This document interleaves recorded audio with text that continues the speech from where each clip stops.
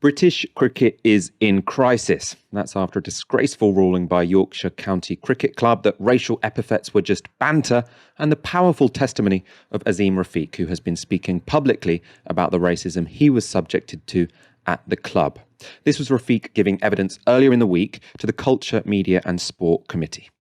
I started to see for what it was, felt isolated, humiliated at times, constant use of the word packy. And this happened in front of teammates, it happened in front of coaching staff. We were on a bus trip in London to Surrey game, and we went past a couple of men with beard, and it was like, oh, is that your dad? If we go past a corner shop, or does your uncle own this? I mean, to make one thing very clear, packy is not banter. Racism is not banter. End of 2017, we had a really difficult pregnancy. And through that time, the treatment that I received from some of the club officials were inhuman. They weren't really bothered about the fact that I was at training one day and I get a phone call to say there's no heartbeat. Sorry. At the time when I left, I had, I think, 4 or 5 months left on my contract. I was encouraged to sign a confidentiality form and take a sum of money, which I refused, which at that time would have been a lot of money for me. I knew my wife was struggling. I knew I was struggling. There was no way mentally I could have even considered putting myself through this trauma. I actually left the country. I went to Pakistan. I never wanted to come back.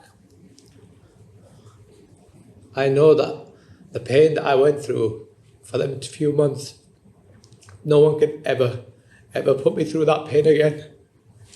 That harrowing testimony from Rafiq has sparked a wider conversation about racism in cricket, but also about racism in Britain more generally. And some of that commentary, some of those interventions, both in the mainstream media and in Parliament, have been pretty thoughtful. I think it has sparked a useful and productive conversation in many ways. Other interventions have been less so. This was a question put to the Question Time panel this week. So the panel were asked, with the revelations from cricket's Azeem Rafiq and footballers still taking the knee, what does this say about racism in present-day Britain? Reasonable question. The question wasn't the example of useless commentary. This is the example of useless commentary. It's how Canadian philosopher Jordan Peterson answered the question. Things need to be particularized rather than generalized, as a general rule, let's say. And so this cricket player was facing racism by his own account. The question is, who, when, what, exactly? Because otherwise it degenerates into something like a discussion of structural racism. And when it becomes abstracted up to that level, first of all, that pits group against group, which I think is entirely counterproductive. And it actually doesn't address the issue. You know, racism is a global and vague term. Sorry, but why would you possibly do that? What did that mean? Because I said it was a global and vague term. The inverted commas as if it's not a real thing. No, that isn't what it meant. Well, what did it mean then? Explain. It meant that it's indicative of low-resolution thinking.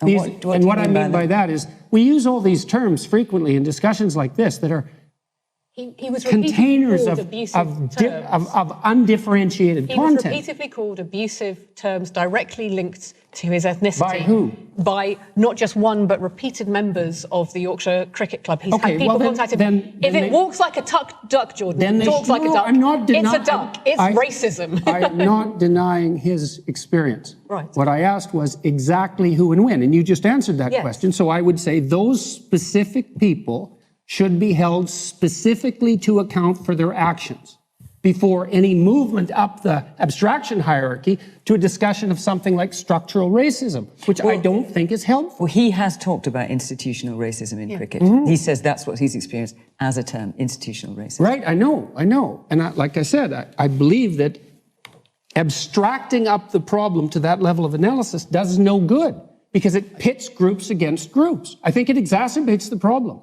The concept of structural racism. It's too imprecise. It doesn't address the issue. Now, that does not mean racism does not exist. That is not what I'm saying in the least. How could you go on a national TV show without having done any research whatsoever into the story? It's like, we have to be very specific here. We have to be very particular. Who called who, what, when? Well, as Stella Creasy said, we know precisely who was called what and by who. So it was Rafiq. He was called many racial epithets by other members of his team over a long period of time. When Jordan Peterson says, oh, institutional racism, that would be too abstract. Well, an investigation into those incidents by the cricket club found that using these racial epithets was just banter, and actually blamed Azeem Rafiq for taking it too seriously. So there is clearly institutional racism going on at that club. There have also been complaints about the fact that the National Cricket Board was not intervening proactively enough into the case, which has led to, I think, a very persuasive charge of institutional racism there. And then one thing that has been very, very present in all of these sort of descriptions of what happened at that cricket club is that people accepted racism as if it were normal. Now, that sounds quite structural to me. That's not just about individuals. That's about how all of these individuals were socialized into the same society, which accepts racism. Aaron, we've talked about Jordan Peterson before on the show, but I thought it was just dumb, wasn't it? You're saying everyone else is guilty of low resolution thinking, which is the kind of thinking that means that you might have to read before you speak. Yeah, I've got two words for Jordan Peterson, Michael, if he's watching, which is eat carbohydrates. Stop this whole meat diet. Stop this whole meat diet and salt, because you've got the low resolution thinking. You could see he was thinking really slowly, and he's really tired. Jordan, have a bowl of pasta, have a sandwich, have some rice, have some roast potatoes, freshen things up. Because of course he's on this crazy diet of meat, salt, and water. I think it probably isn't helping with his cognitive performance. What was interesting, of course, Michael, is he said, institutional racism doesn't mean anything.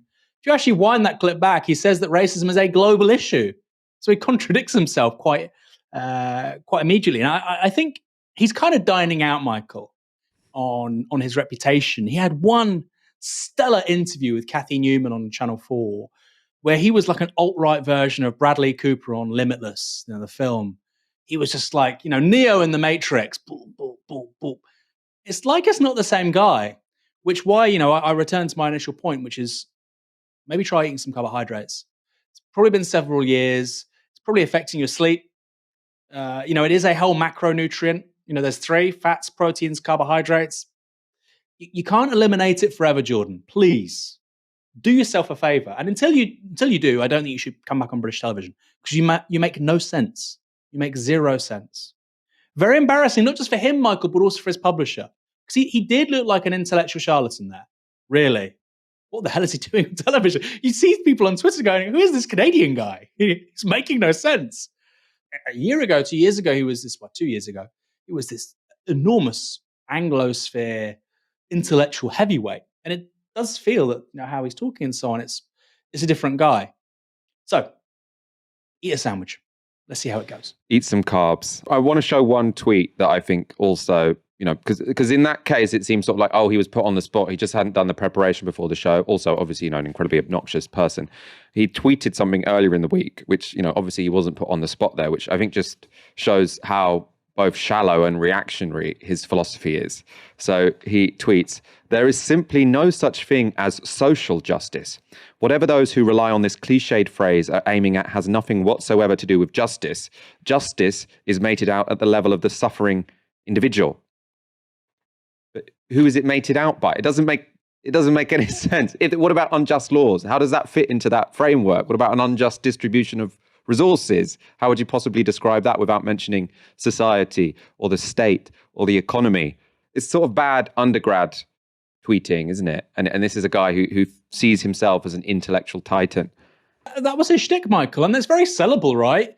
You don't need to care about minorities. You don't need to challenge the political economic status quo. Tidy your room. And then, of course, there's the images of Jordan Peterson's house looking like a shit show.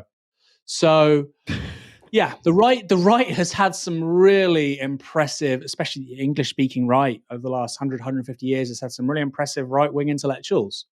and novelists, right? Evelyn Waugh, P.G. Wodehouse, you go back to the 19th century, you've got European figures, you've got Wagner, you've got Nietzsche, smart people. And it says something about conservatism as a political tradition, as an intellectual tradition, that this guy is the flame holder for it, because he hasn't really got that much to say. He's got some identical arguments on freedom of speech, and that's kind of about it. He's not that intellectually curious. He seems quite limited in his range of interests. He is where he is, Michael, because frankly, there is always going to be a massive audience to tell arseholes that it's okay to be an arsehole and to get a publishing deal off the back of it. There's always going to be an audience for that. Is he adding value as a conservative intellectual? I don't think so. I do like to read these books and sort of engage with what these people are saying and thinking. And I listened to, what was this book called? 12 Rules for Life is the book. I glanced over the text, but I listened to it as an audio book.